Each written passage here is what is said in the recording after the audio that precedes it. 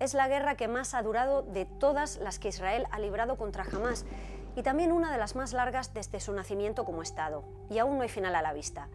Se cumple un año desde que Hamás atacó el sur de Israel, dejando más de 1.200 muertos y unos 250 secuestrados. Israel respondió con una guerra que ha devastado la Franja de Gaza, donde han muerto más de 41.000 personas, la mayoría civiles.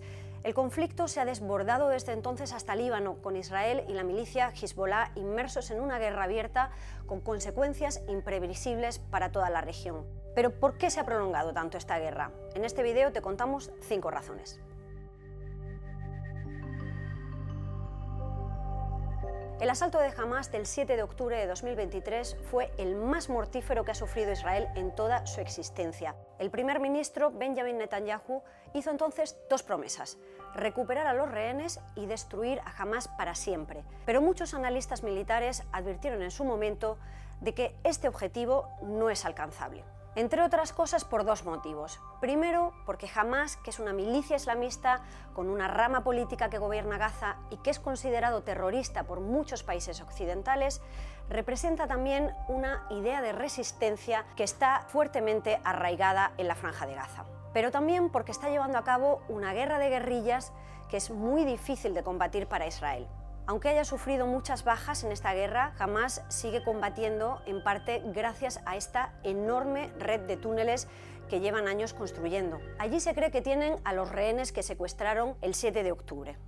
In order to rescue the hostages, it makes it difficult for Israel for the IDF to carry out the kinds of raids or attacks on the tunnels in which those Hamas fighters and leaders, and particularly Yahya Sinwar, Hamas's overall leader, are hiding.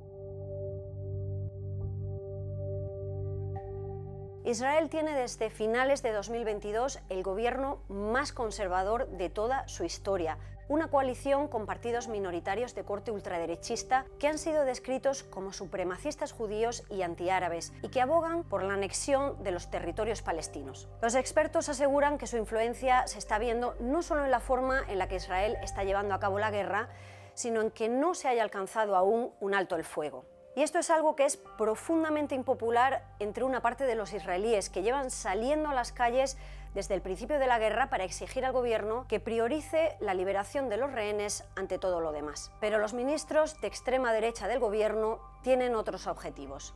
And his partners share the same view that a peace with the Palestinians is not desirable. They'll prioritize, Israel's continuation and expansion of occupation ahead of a ceasefire or ahead of a political solution. They see that as really not something that they're interested in. Netanyahu los necesita para mantener en pie el Ejecutivo y ellos han dejado claro que si acepta un alto el fuego, abandonarán el gobierno. Y esta estrategia está dando sus frutos. Según la última encuesta realizada por la televisión israelí Canal 12, la popularidad de Netanyahu se ha recuperado desde el 7 de octubre, especialmente después de las victorias militares contra Hezbollah, y su partido, el Likud, volvería a ser hoy el más votado de Israel. La diferencia de fuerzas entre Israel y Hamás no puede ser más evidente. Por un lado está uno de los ejércitos más potentes del mundo y por el otro una milicia islamista con aliados muy poderosos como Irán o Hezbollah, pero que lleva 17 años aislada en el territorio de Gaza. A pesar de ello, Hamás lleva un año resistiendo y sigue causando bajas entre los soldados israelíes.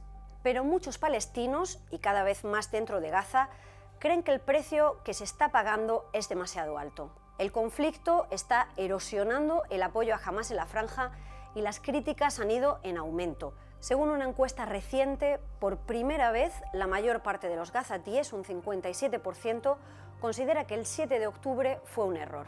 Algunas personas han denunciado públicamente a Hamás por esconder a los rehenes en apartamentos cerca de un mercado lleno de gente o por lanzar cohetes desde zonas civiles.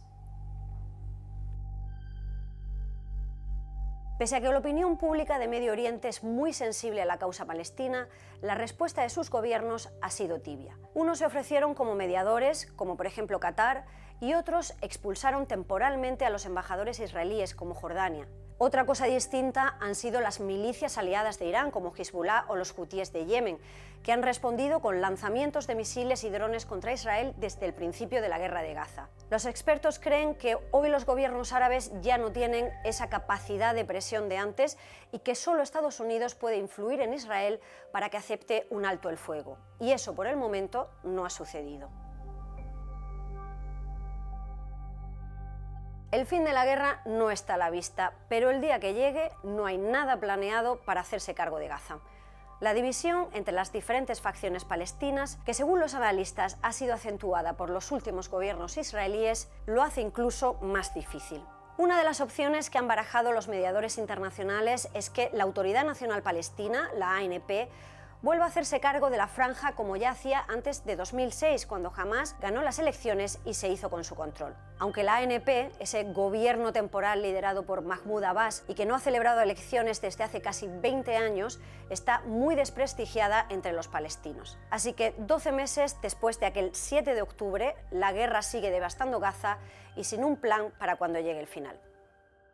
Bueno, pues cuéntanos en los comentarios qué te ha parecido este vídeo y si quieres saber más sobre el conflicto tienes nuestra página web bbcmundo.com y también nuestro canal de YouTube. ¡Chao!